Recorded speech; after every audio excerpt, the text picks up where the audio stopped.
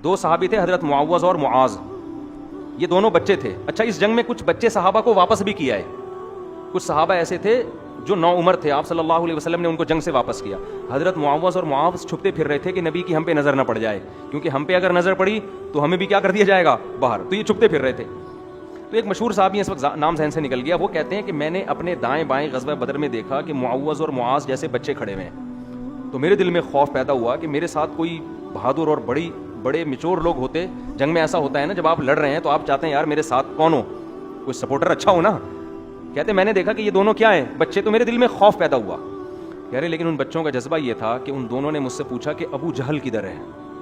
صحیح ہے نا, انہوں نے مجھ سے کیا پوچھا, جیسے ہمارے دور کے بچے ہوتے ہیں مجھ سے انکل ابو جہل کہاں ہے, ہمارے دور میں کوئی ہوتا ہے نا انکل کہتے ہیں نا بڑوں, ابو جہل کہاں ہے.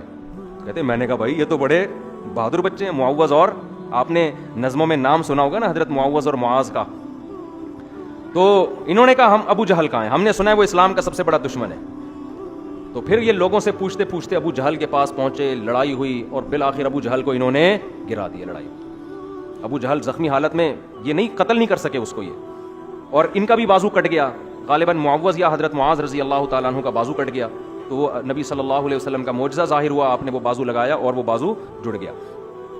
یہ جو ابو جہل تھا نا, جب یہ جنگ میں زخمی ہو کے نیچے گرائے تو حضرت عبداللہ ابن مسعود رضی اللہ تعالیٰ عنہ, یہ بہت دبلے پتلے صحابی تھے, ان کی پنڈلیاں اتنی باریک تھیں کہ یہ شلوار ٹخنوں سے اوپر اٹھاتے, اس سے زیادہ نہیں اٹھاتے تھے.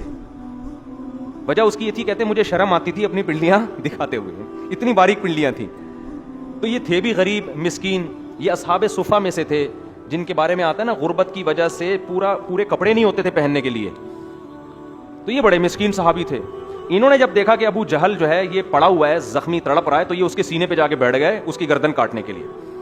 تو وہ ابو جہل ان سے کیا کہتا ہے کہ ابن مسعود آج تو بہت اونچی جگہ پہ بیٹھا ہے, یعنی مرتے ہوئے بھی کم بخت کس قدر تکبر, کہ آج تو ایک سردار کے سینے پہ بیٹھا ہے بہت اونچی جگہ پہ.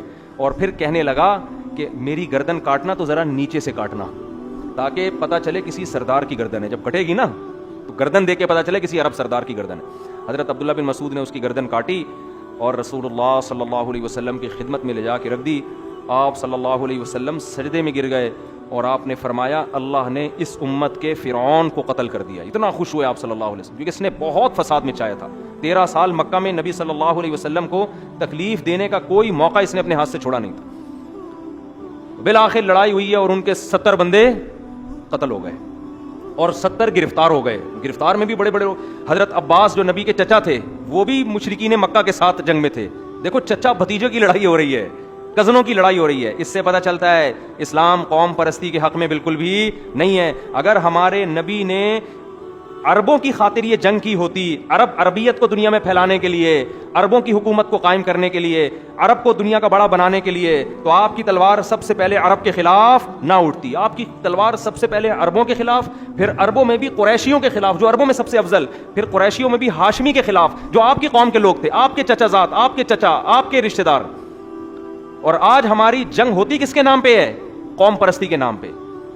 آپ پنجابی ہو, آپ پٹھان ہو, آپ مہاجر ہو, آپ سرائکی ہو, اللہ کی قسم قیامت میں اللہ کو ان ناموں سے کوئی دلچسپی نہیں ہے.